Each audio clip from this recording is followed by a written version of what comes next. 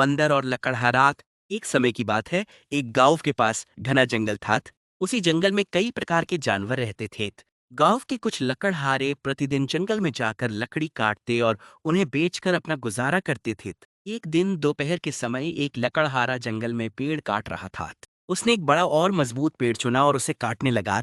जब वो पेड़ को काट रहा था तो उसने पहले उसमें एक दरार बनाई। फिर उसने उस दरार में एक लकड़ी की कील फंसा दी ताकि दरार खुली रहे और वो आसानी से काट सके। उस समय एक बंदर पास ही के पेड़ पर बैठा ये सब देख रहा था।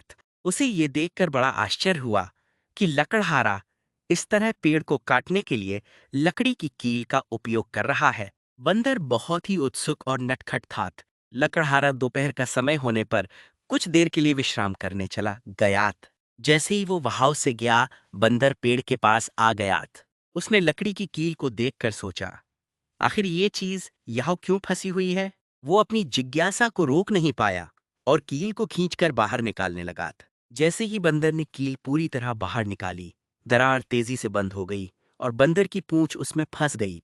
बंदर जोर जोर से चीखने और छटपटाने लगा, लेकिन उसकी पूंछ बुरी तरह फंस चुकी थी।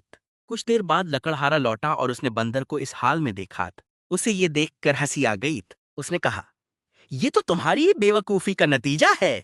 बिना समझे बूझे किसी चीज में हाथ डालने का यही अंजाम होता है।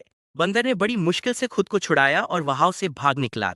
उसने अब समझ लिया था कि बिना सोचे समझे दूसरों के काम में दखल देना परेशानी को बुलावा देना होता है। ये कहानी पंचतंत्र की उन शिक्षाप्रद कहानियों में से एक है जो हमें जीवन में सतर्कता और समझदारी से काम लेने की सीख देती है। इस कहानी से मिलने वाली शिक्षा है, बिना सोचे समझे किसी भी काम में हस्तक्षेप नहीं करना चाहिए। उत्सुकता अच्छी बात है, लेकिन अज्ञानता के साथ किया गया कोई भी कार्य नुकसानदायक हो सकता है। दूसरों के काम में बेवजह टांग अड़ाने से खुद ही मुसीबत में फंसने की संभावना बढ़ जाती है।